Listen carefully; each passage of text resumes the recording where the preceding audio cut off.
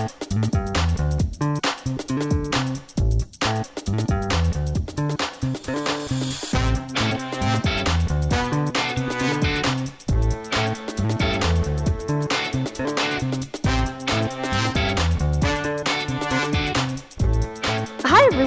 you for tuning in to the Postmodern Realities podcast, brought to you by the Christian Research Institute and the Christian Research Journal. I'm Melanie Cogdill, managing editor of the Christian Research Journal. It's August 2024, and you're listening to episode 406, which is a spoiler-filled conversation about the films of M. Night Shyamalan and his latest entry into his filmography, which is called Trap, which is in theaters now. Today's guest is Cole Burgett, who is a graduate of Dallas Theological Seminary and the Moody Bible Institute. Cole teaches systematic theology and Bible exposition classes and writes extensively about theology and popular culture. Cole has written an online exclusive film review for the Christian Research Journal, and his review is called Faith, Family, and Fear, the Films of M. Night Shyamalan. And you can read his review for free at our website, equip.org. That's EQUIP.org. Cole, it's good to have you on again. Always good to be here. Thank you. Well, today we're talking about M. Night Shyamalan films and back to the GOAT one that he did, which was about, the famous line, I see dead people in Sixth Sense. Now, if I'm spoiling that for you, you're a couple decades late to the party. But I would say that people have been aware of his work, even if they haven't seen his films, because they remember that famous film with Bruce Willis back in the day, and then some of his other work like Signs. And so there might be some younger folks that aren't that familiar with M. Night Shyamalan. That's kind of why we're covering him today, because he has a new film in theaters right now. But tell us a little bit about his films and some of the themes that are part of his body of work. Sure. So Shyamalan is obviously he's a filmmaker. He sort of became pretty well known for twist endings. That sort of became the thing to see one of his movies for, is you never really knew where it was going to go. Ended up being nominated, I think, for, was it 2 Academy Awards and a Golden Globe, something like that. He's quite well known these days, and by and large, even though his career did, the general characterization is that his career sort of lulled for about a 10-year period in the mid 2000s going into the early 2010s. His films have done really well financially. Altogether, his movies have made billions at the box office. So for a single filmmaker who is sort of doing it his own way and is not necessarily part of the stereotypical, let's say, like an IP series. Yeah. Not involved. All of his works are original. Yes, that's exactly what I'm getting at. For someone who's not part of the Hollywood machine, he's done really, really well. And practically everybody, has a kind of, let's say, favorite film that he's done, something like that. Even my own family, who, they're not serious moviegoers. They are at least familiar with the name and all have sort of a film that they like or have seen of his. The film that you mentioned, the film that really put him on the map after he sort of had a fairly nasty falling out with Harvey Weinstein, was The Sixth Sense, which was very, very original. Story goes that Weinstein's stance on it was his films were always a little too supernatural. They were always a little too sentimental.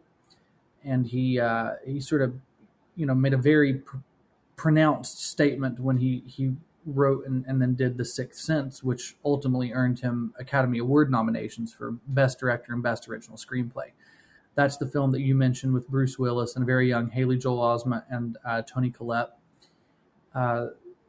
with a really a sort of a now, it almost has a kind of mythic reputation among just, cinephiles, right, for the twist ending. The Sixth Sense is one of those really well executed films that when you see the very last scene, you suddenly rethink everything you've just watched differently. And then it is a very different film on the second viewing when you know the twist. And you can then go back and watch the film and see all the little things he did to sort of clue you in that the twist was coming. And it still holds up today. The Sixth Sense is an absolute classic of the supernatural genre, thriller genre, if you will. Very, very well done movie. He would go on to do the films Unbreakable, Signs, and The Village. Those were sort of the next big three movies he did. The Sixth Sense was 1999. Unbreakable came out in 2000, also with Bruce Willis, which was sort of a take on the superhero genre before the superhero genre became popular. It is one of my favorite movies. I think it is probably the most original superhero film that I've seen. And when I say original, I mean, not tied to another IP. It's not a Marvel superhero. It's not a DC superhero, but it is a superhero movie that is sort of examining superhero tropes and those kinds of things. And it's completely original and it's extremely well done. His film Signs with Mel Gibson in 2002, I used to teach as part of a film unit for a college course to Bible students, actually. So that one in particular, I think you can get a lot of mileage out of as a Christian because it's following an Episcopalian priest. And then The Village, sort of controversial. A lot of people didn't really like the ending to The Village. I watched it when I was younger. It was okay. It's not a film that I was set on rewatching. Then after that, he had a string of less popular films that sort of culminated with The Last Airbender, which was an adaptation of the classic Avatar cartoon. Avatar, not James Cameron, but Avatar: The Last Airbender, the Nickelodeon production. Was not well received at all. And then in 2015, he started to make a comeback. He did The Visit, and then in 2016 and 2019, he did Split and Glass, and both of which functioned as sequels to Unbreakable. You didn't really know it functioned as a sequel to Unbreakable until the very end of Split, and then Glass sort of rounds out this superhero trilogy, which is maybe you could argue, apart from The Sixth Sense, is maybe the guy's magnum opus at this point. That superhero trilogy of films, and then he's been putting out a film every 2 or 3 years since then. He did Old, Knock at the Cabin, and now Trap. So that's sort of an overview of his movies. And he's been involved in some television series along the way. I know he was the executive producer on the show Wayward Pines, which I think was an adaptation of a novel. It lasted maybe 2 seasons. And then on Apple TV Plus, there was that series Servant. And he was showrunner for that. And it ran and from like 2019, 2020 until last year, 2023. So he's been working. He's had a pretty steady career making movies and has done really well for himself. So the reason why we're talking about him is he has had a long career and he's kind of rebooting himself after perhaps a few strings of not as successful films as he has had in the past. And so he's back in theaters again this summer with a film that is called Trap, which was just released in the last week or so. And so what is this film Trap about? And how does it relate to other of Shyamalan's films? So Trap it's both, I would say, a little more grown-up version of Shyamalan's work. Um, but I would also say it is very much vintage M. Night Shyamalan. Um, the film is it stars Josh Hartnett, um, who sort of he had success back when Pearl Harbor, Black Hawk Down, those movies came out. He worked throughout the early 2000s, really in supporting roles. He had a supporting role in the film uh, Hollywood Homicide with Harrison Ford, and he sort of spent a lot of time with his kids, sort of the way I understood it. But then last year he came back, really with a vengeance, if you will. He worked steadily throughout the whole time, but he didn't really have, I guess what you'd think of as leading man status for a while. But he comes back in Oppenheimer as Ernest Lawrence. He got, it was a very highly acclaimed performance. And now Trap, he is back as the leading guy. And in Trap, he plays this guy named Cooper. And Cooper is a serial killer. This is not, this is all in the trailers, right? Cooper is a serial killer, and he is attending a concert with his daughter. And while he's at this concert, he begins to realize that this whole concert is a very elaborate sting operation that has been set up by the FBI to catch this serial killer, which is actually him. And so the suspense, the tension of the film is you essentially following the bad guy, following what would in any other movie be the villain, as he tries to sort of outsmart the people who are chasing him, and then also, maintain his relationship with his daughter. Now that's all in the trailers. What the trailers don't show you, and I was actually very impressed with this. I think we talked at one point, even when we were discussing doing this film, what's the twist going to be?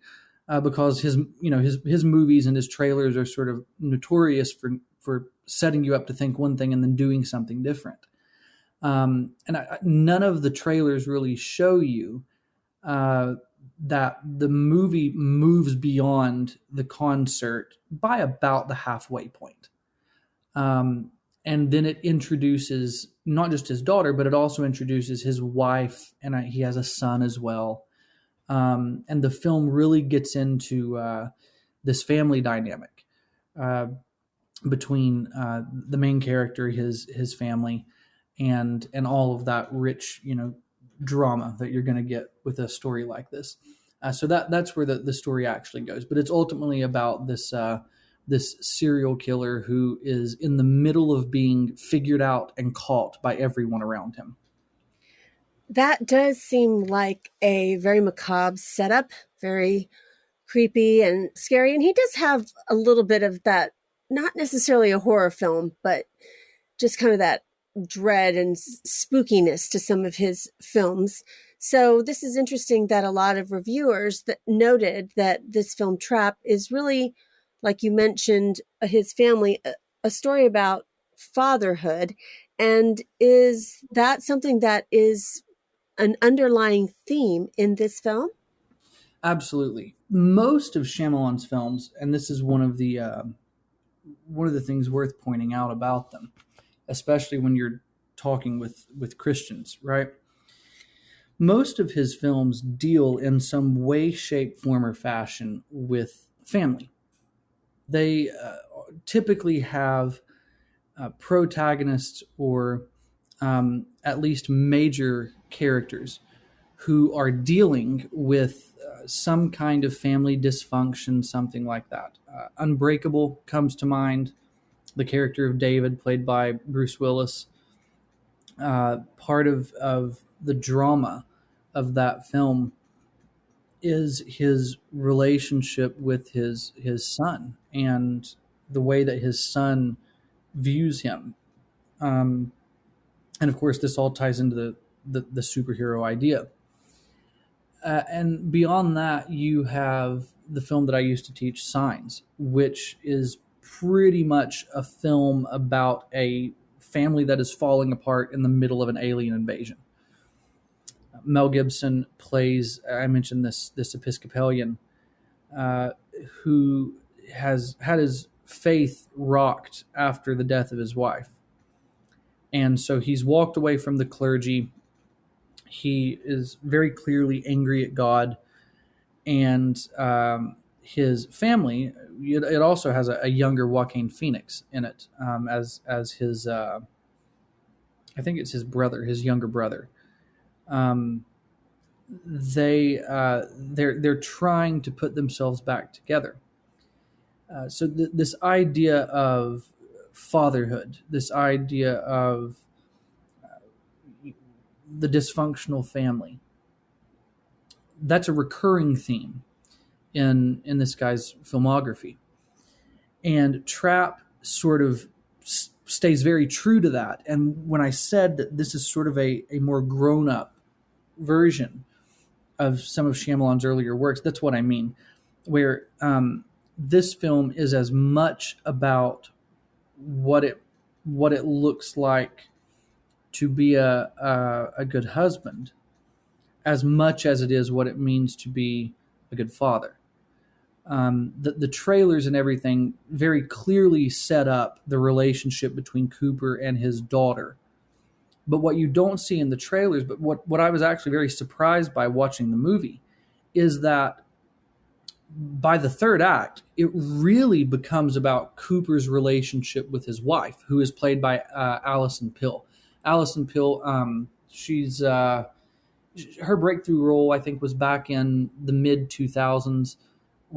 She was in Star Trek Picard. That's where I really saw her and got to know the actress. She's had some other work. I think she was in Hail Caesar, the Coen film, the Coen brothers film. But she plays Cooper's wife in this film. And sort of the twist in this movie, really, you can look at it two ways, right? The reveal that the main character is a serial killer is there in like the first 5 minutes of the movie. So the twist is at the beginning of this movie. But then there's a further twist as you go through the film, which is that it was actually his wife who set him up. She becomes suspicious of him and very intentionally leaves clues for the police to find that leads to them setting up the sting operation at the concert. So the twist of the movie is that it's his wife who is ultimately responsible for all of this. Once she began to get suspicious that her husband was doing things he wasn't supposed to do. And so the movie comes down to just really a fairly extended conversation scene where all of this is revealed. And this is actually one of the great reasons why I say that, never underestimate the power of expositional dialogue well written. Yeah, you'll hear oftentimes people complain, and I think people say this because they hear other people say it, but they don't actually really get what they mean when they say it, where they say, oh, there's just so much exposition. There's so much exposition. Yeah, well, that's what stories are. Is exposition. It's explaining why things happened and why you went from point A to point B. Never underestimate, a good exposition when it's actually written well. And this film is that the whole ending of the movie, the whole last little bit, and it really is sort of you're sitting there with your nerves fraying. It's a conversation between Cooper and his wife. They sit down at the dinner table after everybody sort of thinks the danger is past. He comes back and he sits down with his wife, and he's figured it out at this point. So you're sort of just waiting for him to snap and kill her. And they're just sort of sitting there eating pie together, and having this conversation about where things went wrong, why she did what she did, what happened between them. And it's incredibly well done. Like I said, you're sort of sitting there, waiting for him to just lose his mind at any second, and your nerves are fraying. But it really is just an extended exposition dump done extremely, extremely well. And it works. It works, and it highlights the themes of the film, and it shows a filmmaker who has explored his thoughts on what it means to be a father. Now it's sort of moved. He's moved the discussion over to what it means to be a husband. So it's almost like he's interrogating another aspect of the family unit, the nuclear family unit. And what's interesting is right before this film came out, after you and I had talked about doing it, I had never seen Old. I've seen, I think, all of his movies with the exception of Old and Knock at the Cabin. So the two most recent ones. I still haven't seen Knock at the Cabin, though I did end up doing a little bit of research for it to write the article and to do the podcast. But I went back and I watched Old for the first time. And when I watched Old, I sort of noticed the same themes that emerged in Trap. I didn't realize this till after I saw Trap. But in Old, he has his traditional nuclear family unit stuff going on there. But what I found and thought was interesting is that there's a whole new dynamic to the film, where a lot of it does focus on the relationship between husbands, wives, partners, that kind of a thing. So many of the characters have that dynamic. And arguably the main family, the main characters of Old, a lot of it has to do, a lot of the tension really has to do with the relationship between this man and woman in a very rocky place in their marriage. And this film very much does the same thing. It very much capitalizes on that. So I think what we see happening is Shyamalan's works growing, maturing, and sort of shifting to interrogate different aspects of the family. And I think that's interesting. Trap has gotten, I would say, some mixed reviews, which at this point, this is what his films do. And I'm completely okay with that. I'm completely okay with some people liking it, completely okay with some people not. I actually think a film that generates mixed reviews is probably doing something interesting versus just being a crowd pleaser. And I do like that. I'm interested in that. And so the film, it's still too early to tell, I think, if it's going to do really well at the box office. I think its budget was something in the ballpark of $30 million. At this point, I think it's been in theaters a couple of weeks, and it's sitting, last I looked, at $25 million. So it hasn't quite made its budget back yet, and of course, that's not taking into account post-production, advertising, stuff like that. It's not taking into account advertising. It's not taking into account marketing.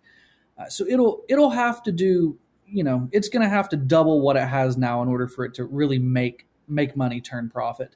But it's sort of up against the new Marvel film that's out right now at the box office, which is doing extremely well. So we'll see what happens. Because you're listening to this podcast, you're probably a podcast listener like me to all kinds of different content.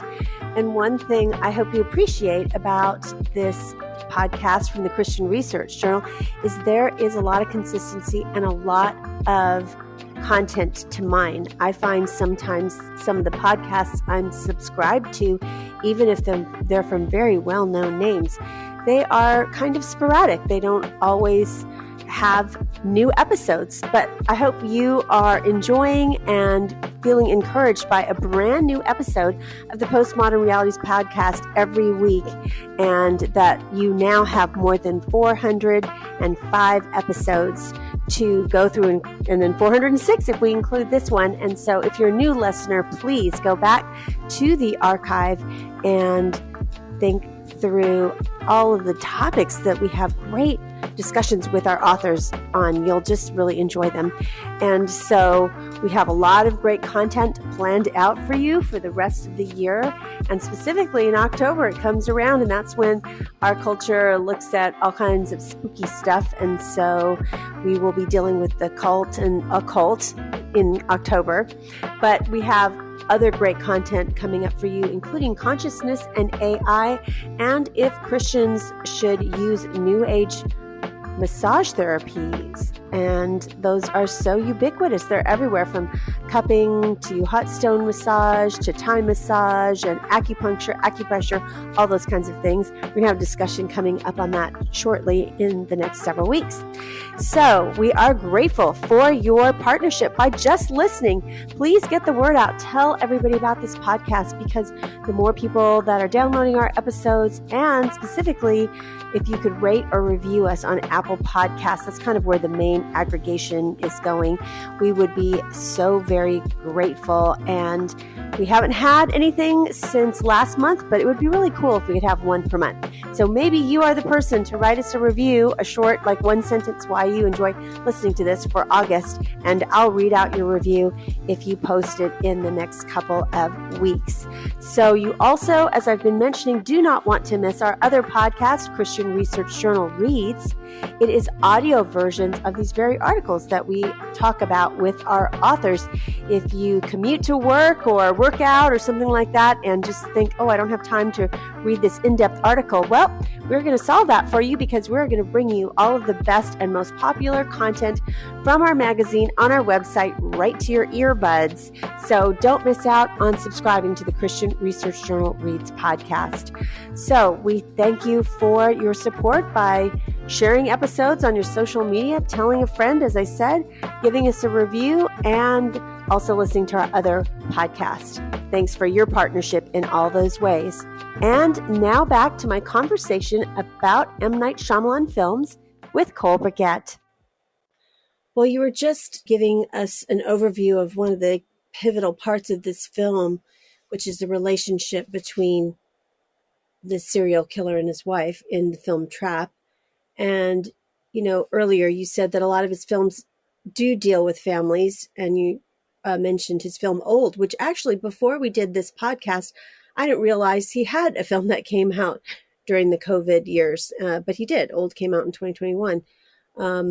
So can you kind of give us a little bit more and talk a little bit more about how M. Night Shyamalan deals with the themes of family and relationships? Yeah, so kind of like I said earlier, what you see is sort of a progression through his films from one facet of the nuclear family to another. And I would say that his films absolutely started out dealing predominantly with some kind of fatherhood theme. You can see this very clearly with The Sixth Sense, where Bruce Willis becomes a kind of surrogate to the character of Cole, played by Haley Joel Osment. This is the kid who says, I see dead people. And the great twist of The Sixth Sense, which actually, you know what? I'm not going to spoil it. We're not going to do that, because if you haven't seen The Sixth Sense, watch the movie. it's the one to watch. But the great twist of The Sixth Sense really makes it all the more poignant.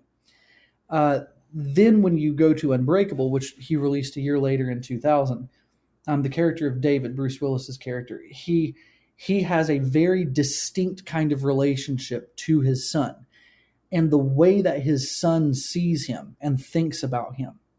The way that kids sort of, let's say, even deify especially boys, right? The way that young boys will sort of deify their own fathers when they're young. That is a very prominent theme in the film. And of course, the film is about superheroes, and David literally becoming a kind of superhero with this unique set of powers. That theme emerges very prominently. In fact, it's perhaps one of the best acted scenes I've seen. No pun intended. But the ending of that film, where David has finally stepped into this kind of modern superhero role, and he doesn't really have what we think of as the traditional tights as a uniform. He just has a raincoat, and it's very grounded. It's a very grounded, and if you can say realistic take on superheroes. I know that sounds crazy, but that's what it is. And there's this wonderful scene at the end of the film where they sort of sit down at the breakfast table, and his wife she's just busying herself around the house, and Bruce Willis sees an article in the newspaper that talks about this superhero who has rescued these people, and his son sees it, and his son sort of looks at him like, is this you? And he's not going to advertise it, right? He's not going to make it known, and his wife is still sort of out of the loop, and he just, he's on the verge of tears, and he just nods, and it's a completely wordless scene. There's no dialogue. It's all communicated in just looks and very raw emotion, and it's extremely, extremely well acted. But it solidifies this relationship between father and son that's very prominent in that film. Signs, the next film. Signs is ultimately a movie about a father who is trying to keep his family together after the loss of his wife and the kid's mother. His relationship to his children is everything.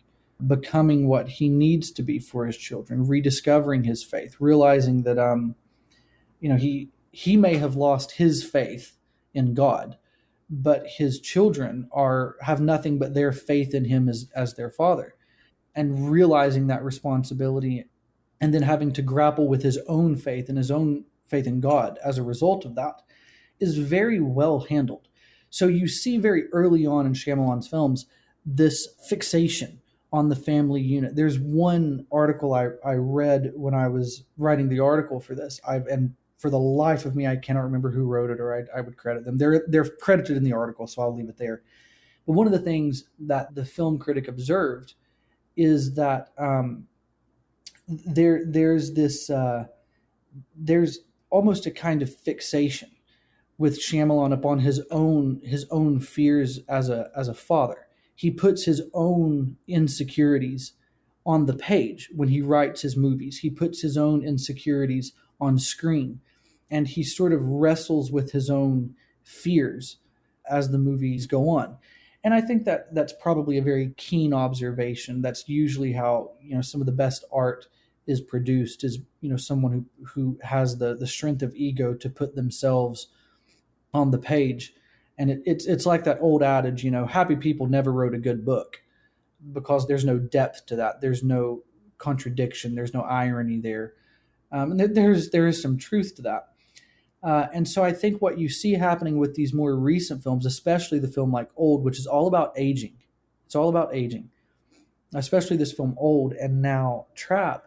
I think you see Shyamalan wrestling through, if the thesis that he's putting his fears on screen holds up, and I think it does, then what you're seeing happening in these later films is him, wrestling with his status as a husband, if you will. He's wrestling through aging. He's wrestling through what it means to grow old together, to get to know each other, to become complacent in a relationship because you know each other so extremely well.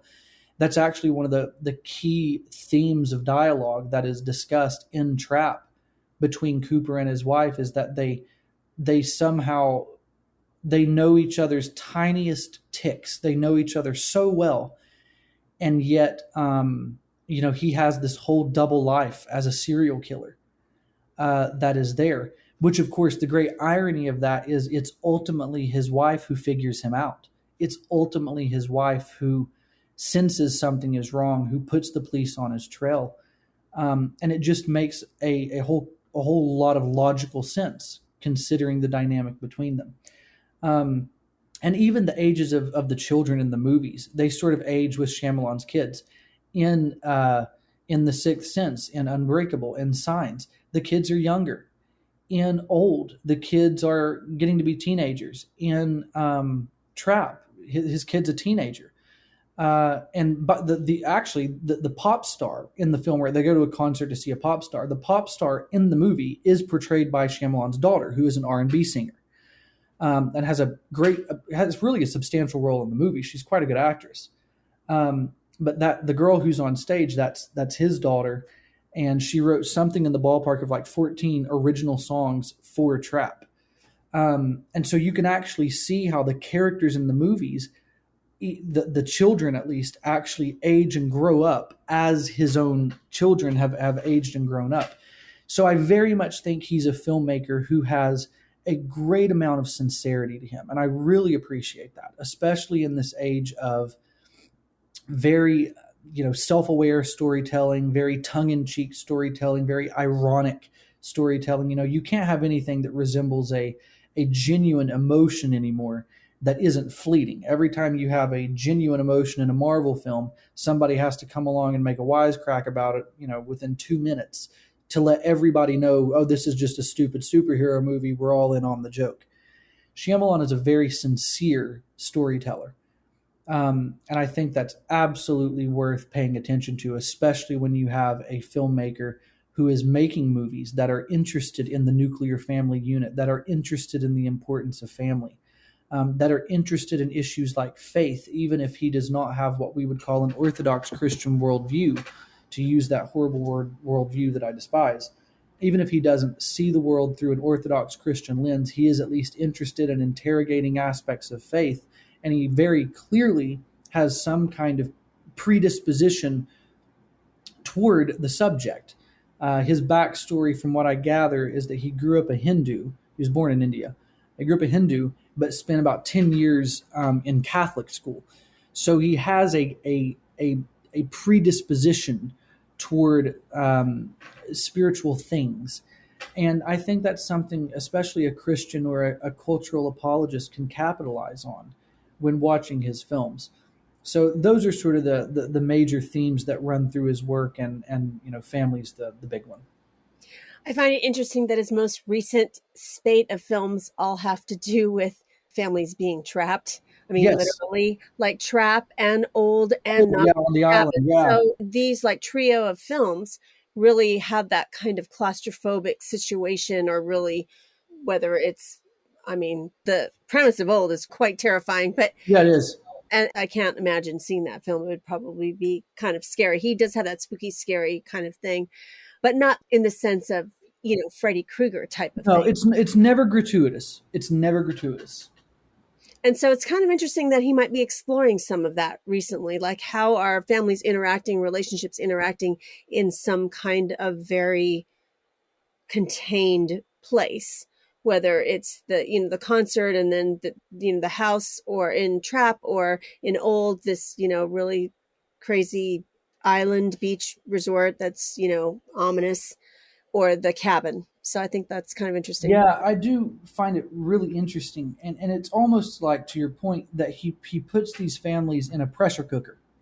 He puts them in a real tense situation, and he keeps ratcheting up the tension, ratcheting up the pressure to see do they fold, or do they come together, and how do they interface and interact in those moments. And I will say, I think it's worth pointing out, I don't know that I've seen a film he's done where he hasn't, in some way, shape, form, or fashion, made a very important and profound statement about the importance of family, about the family unit, the nuclear family unit especially, being a source of strength, being, when it's functioning, being a source of strength, being a source that can be relied upon in moments of high tension and struggle. I mean, Old especially, the whole movie is really about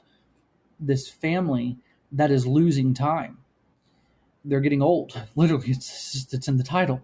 They're aging rapidly at an absurd rate, and they're running out of time, and realizing that all of the little petty grievances that tear especially younger families apart because egos get in the way, and things like that, all of these little petty things sort of fade by the end of it. There's a wonderful little scene there in Old I'm thinking of, which also had a really good actors in it. He is great at casting these not necessarily leading actors in leading roles, and really they do a good job with it. There's a wonderful little scene in Old where I think the husband and the wife, they've grown old together, and they're just sort of sitting there, And if I'm not mistaken, it's like they can't even remember what they were fighting about at the start of the movie, because he's always finding families in the middle of a dysfunction, and they come into the movie and they're on the verge of a divorce, and by the end of the movie they're sitting there and they can't even remember why they were mad. They can't even remember what they were arguing about. And it's a really, really well done scene, but it underscores the theme that he's dealing with. It underscores the points that he's making all throughout these movies. So you just barely touched a few moments ago on faith in M. Night Shyamalan films, and that's something that he explores. So how does he deal with the subject of faith, and which particular films really showcase him thinking through that theme? Yeah, the idea of faith in Shyamalan's films, less prominent, I would say, than his themes of family. That being said, his films, certain ones, do an excellent job of giving the, let's say, the cultural apologist a lot of room to get their foot in the door. The film that most readily comes to mind, and should be no surprise for reasons we've already talked about, is Signed, the one that I used to teach. And there was a reason I used to teach it with Bible students. Signs, like I mentioned, is about an Episcopalian who has lost his faith in God. And what Shyamalan does so keenly in that film is he tethers the children's view of their father to the father's view of God.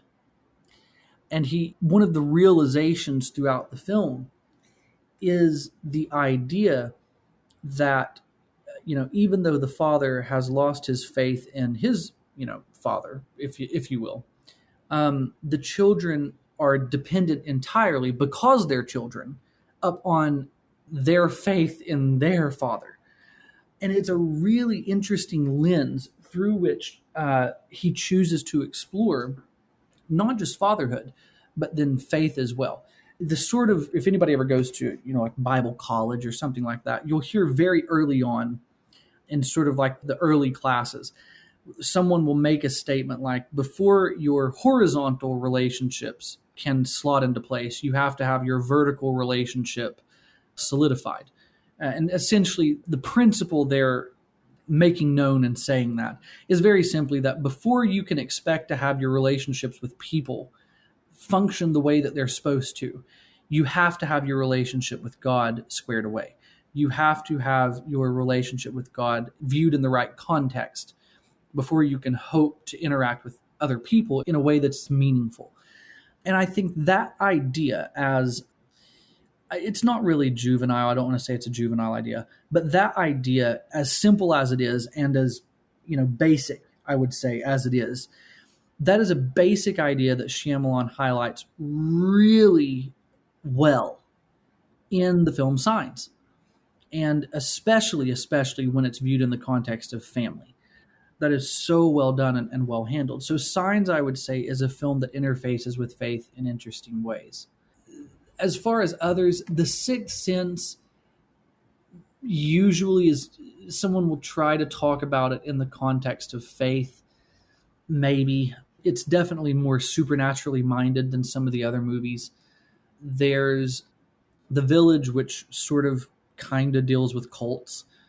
I would actually say that the films Unbreakable, Split, and Glass, which again function as a kind of trilogy, they also have a certain take on faith that is interesting to see.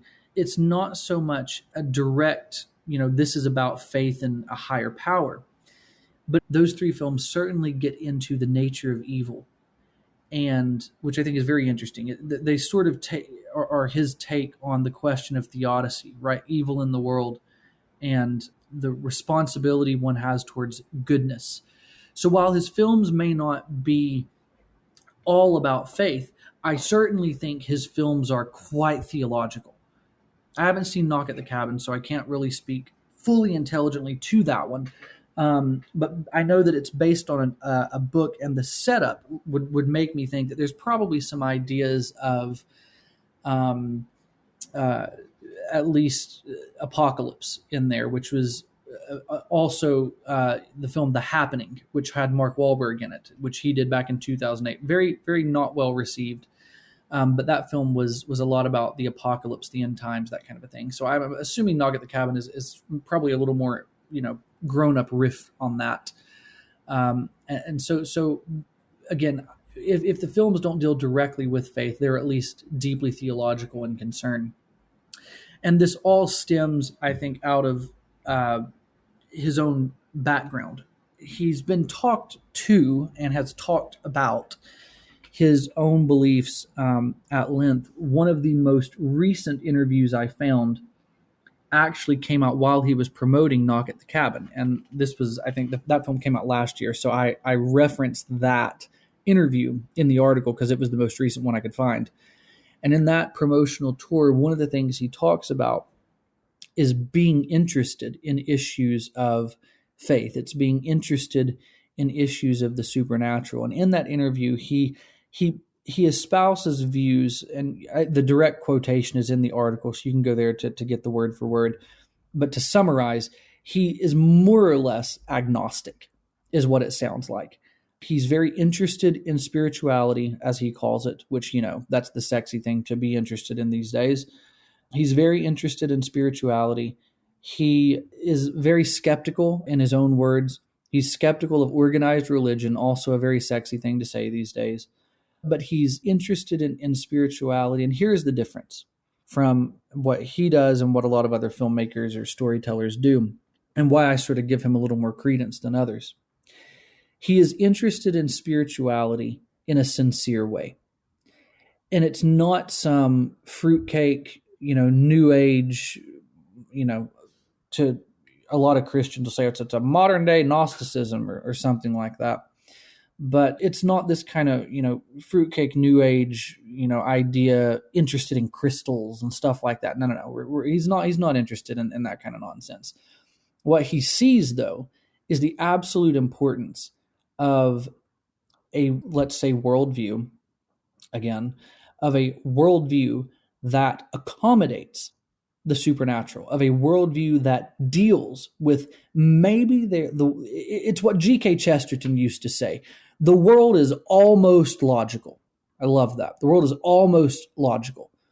You can sit, you can think through it, but every now and then there's going to be a little bit of a wrinkle that comes along that makes you think maybe you don't have everything figured out. Maybe there's something greater at work than just what's going on in your own brain. And I think this is a filmmaker who gets the importance of that. And from a non-Christian, but certainly open to having the conversation standpoint, he's willing to ask those kinds of questions and tell stories that invite those kinds of discussions. And at that level, I can really appreciate his work. Well, it is kind of interesting because I don't know if our listeners know this, we didn't mention it up front, but M. Night Shyamalan is South Asian from Asia and from India in particular. And he was born in India, but he came to the U.S. as an infant. So basically born and raised in the United States. Well, not born, but raised in the United States. And he said in a 2010 interview that he was raised Hindu, but he also attended a Roman Catholic school. And so I think it's interesting that he's thinking through a lot of different things about faith in some of his films, because it's kind of a mashup of different things, because his family was Hindu, yet he went to this Roman Catholic school. And it was interesting because supposedly he got one of the best grades in Bible when he was going to school. And actually, that's really interesting, right? Because my kids went to a Christian school and they had exchange students. And one of the exchange students, she was a total atheist. And in high school, she got all the highest grades in the Bible. And she went on to an Ivy League school, which is pretty, or the equivalent of an Ivy League school. And so especially when you get into high school Bible, it's not just facts that you need to know. You need to understand it more at a deeper level. And that's what I thought was pretty fascinating, is that all 4 years she was at our Christian high school, she got the highest grades in Bible. And a lot of that is Christian apologetics and all kinds of things. Yeah, this is a whole other interesting discussion. But what you're describing about Shyamalan, I've seen, and kind of like what you're describing with this, with the exchange student. I won't mention the name, but when I was younger, I would watch, because this is, every, I think, Christian has this sort of phase at some point. I would watch these debates between Christians and atheists and things like that. And there are some that are extremely well done. The one I will mention, one I won't mention the other. The one that I will mention, I'll say, if you've never seen the film Collision, with Doug Wilson and Christopher Hitchens. Hitchens, the sort of legendary new atheist, and Doug Wilson, the reformed pastor, who they sort of cultivated a friendship. But both of them, Hitchens is dead now, but both of them are, however you want to say that, sort of bulldogs when it comes to debating their beliefs. And they cultivated a kind of friendship. And the film Collision is a documentary. They did a series of debates at colleges, and the film follows them. But it also showcases them when they're not on the debate scene. So you'll get a lot of scenes of them just sitting at a bar together, drinking and talking and joking and getting to know each other. But then when they go into the debates, man, it's like the light switch flips and they're, at each other's throats. It's a wonderful, wonderful film to see. But when I was younger, I would watch these kinds of debates and things like that. And the number of times, again, I won't mention the specific one that comes to mind, but the number of times that I would sit there and listen to the atheist talk, and I would think to myself, you know what? As far as the hermeneutic goes, right? As far as the interpretation of a specific passage of scripture, the atheist gets this better than the Christian, because the Christian is thinking in theological categories and circles. They're thinking in the way that they've been trained to think. And they can't actually see that the really just the common sense reading of the passage is what the atheist is suggesting.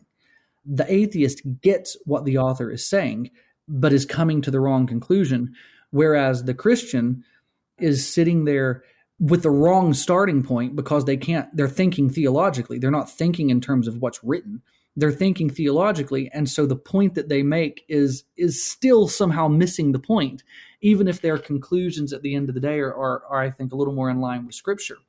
The number of times I saw that really highlighted to me the importance of a sound hermeneutic, of a consistent hermeneutic, of coming to the Bible and saying, well, I'm not going to pick up my theological lens, whatever your theological lens is, whether it's Reformed, whether it's not Reformed, whether it's Pentecostal, whatever your theological lens is. What we don't do is sit down and go, well, let me just put my theological glasses on and then read the Bible and go, oh, okay, that's what it's saying. No, you read the text, and the text informs, builds your theology, and you have to be honest with the text first. So yeah, I get exactly what you're saying. And so I'm not really surprised that someone like Shyamalan, who certainly has an affinity for spiritual things, could come to a Bible class and really excel. I can completely see that. So as we noted, and I want to make an editorial note that Doug Wilson is a pastor kind of on the extreme fringe of some theological views. So I will just leave that there. He's very controversial. Which Shyamalan films do you think that Christians could see? I think a lot of them have, like I said, that spooky undertone, but then also suggest a lot of gory things. And certain films I can't imagine most Christians would want to see when we think of some of his work that involve I think it was newer work like Split, with this guy who's, captured some teenage girls kind of thing. So is there any work? Is it some of the more classic stuff back in the 90s, The Sixth Sense, or around 2000, Unbreakable was a big one that he did, and then Signs, or, I don't know if you would say, with caution, some Christians couldn't see any of his films.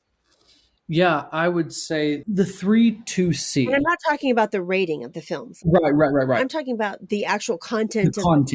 Yeah. Yeah, I would say the 3 to see for sure. If you've never seen his films and you're thinking about watching them, absolutely watch The Sixth Sense. Start there. That's the film that, put him on the map, Academy Award nominations, all that kind of stuff. The Sixth Sense, 1999, Unbreakable, 2000, Signs, 2002. Those 3 films, I think Christians can see and get their hands on especially the cultural apologists, to really talk about matters of faith, belief, family, those types of things. Sixth Sense, Unbreakable, Signs.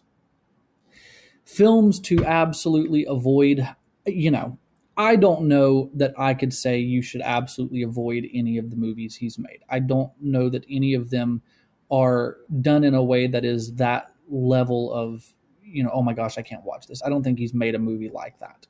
There are certainly films that are less well received than others, like The Happening, Lady in the Water, The Last Airbender, After Earth. All of those movies are just kind of like, they were just not well made for whatever reason. They're poorly received films.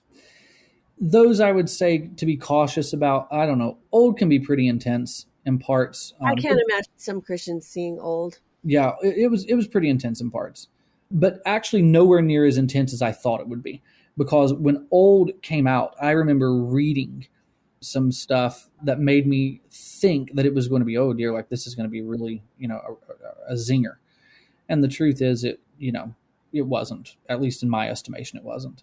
The Visit is a little more of a scary film than others. It's sort of not many people have seen The Visit, at least that I talked to. Shyamalan did The Visit back in 2015, and it was sort of a smaller film that brought him a career resurgence for him. I saw it, thought it was okay, but I don't know that that's a film that Christians would go out of their way to see. But those would be my suggestions for ones that you should see. The Sixth Sense, Unbreakable, and Signs. And then if you really do like Unbreakable and you really want to see a fascinating alternate take on superheroes, then watch Split and Glass after that. Unbreakable, Split, and Glass form a trilogy that is really, I think, is quite unique today. Well, finally, on a much lighter note, the summer is ending. We have a couple more film reviews of series that have been going on for about 40 years. At least one of them. We're going to cover the next installment of Aliens, which started in the 1970s. But now we get more into films that are going to be, considered perhaps for Oscar season. I just want to ask you, what kind of films do you prefer? Do you prefer the popcorn superhero light fare of the summer, or would you rather watch some of the philosophical films and more heavy dramas that come out in the fall? It depends on my mood is how I'll answer that. I'll watch, probably a good balance of both. There hasn't actually been that many blockbusters out this year. It's sort of been a very dry season at the box office. So we'll see what some of these brainier films can do at the end of the year. Except for Deadpool as making all kinds of records in terms of, how much it's making at the box office, but we would not recommend that to anyone. And we have an article that we did about anti-heroes that we will link, including Deadpool, in the show notes of this episode.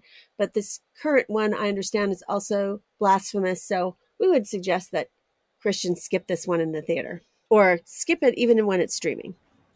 Yeah, I've never seen the Deadpool movie, so I can't speak intelligently to that, but I would say it wouldn't surprise me. That's what I'll say. Well, thanks, Cole, for being a guest again on the Postmodern Realities podcast. Always a pleasure. Thank you. You've been listening to episode 406 of the Postmodern Realities podcast, brought to you by the Christian Research Journal. Today's guest was Cole Burgett, and he has written an online exclusive film review for the Christian Research Journal. His review is called Faith, Family, and Fear, the Films of M. Night Shyamalan. And you can read his review absolutely free on our website, equip.org.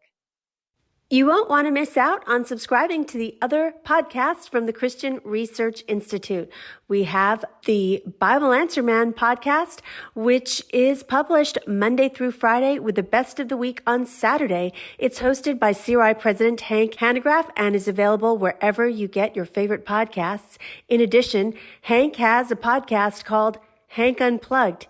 Hank takes you out of the studio and into his study to engage in free-flowing, essential Christian conversations on critical issues with some of the most interesting, informative, and inspirational people on the planet. And you won't want to miss out on the brand new podcast from the Christian Research Journal. Christian Research Journal Reads presents audio versions of Christian Research Journal articles. It was a print incarnation of almost 45 years. It's now on the web, as you know, with new articles every single week. So you won't want to miss these audio articles of some of our most popular and most accessed articles on our website, equip.org.